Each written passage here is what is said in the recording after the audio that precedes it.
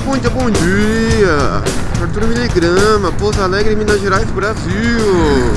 Então, ontem eu estava falando sobre um assunto e eu cortei o assunto no meio do assunto. Então, hoje eu tenho a intenção de continuar o assunto, cujo assunto não terminei ontem. E o assunto era sobre ciclistas e motociclistas. Duas categorias que têm tanto em comum e tanto indiferente. Tanto indiferente ficou feio. Mas enfim. A primeira coisa que eu gostaria de dizer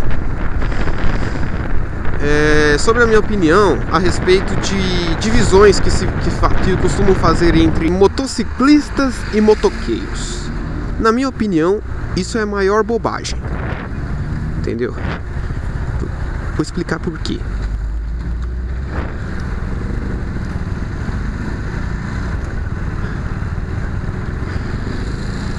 Então, aí costumam dizer que o motoqueiro é aquele displicente que empina, que anda sem equipamento de segurança, anda de bermudão e chinelão.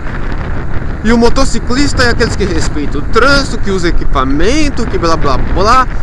Eu discordo dessa opinião.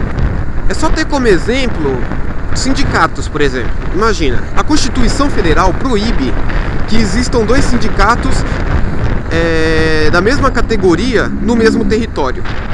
Como assim? Traduzindo é o seguinte, por exemplo, Sindicato dos Industriários do município de Pouso Alegre, tá? A Constituição proíbe que existam dois sindicatos do município de Pouso Alegre, de industriários. Pode ter um sindicato do estado de Minas e outro sindicato da cidade de Minas, de Pouso Alegre.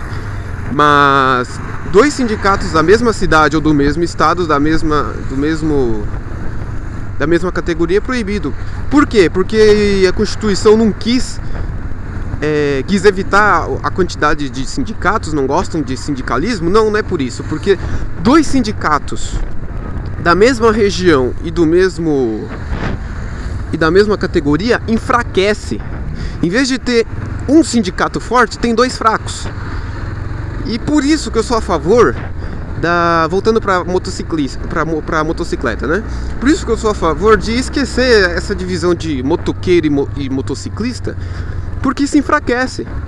Os dois correm os mesmos riscos praticamente, né? É claro, vão começar com aquele papinho que não, porque o motociclista usa equipamento, motoqueiro não, e blá blá blá, mas os dois estão sobre duas rodas, os dois com capacete ou não, se cair e quicar, pode torcer o pescoço e morrer da mesma forma. Enfim, os riscos são semelhantes, as leis são as mesmas para ambos. Então eu acho que deve-se evitar fazer essas distinções, para não enfraquecer a categoria, né?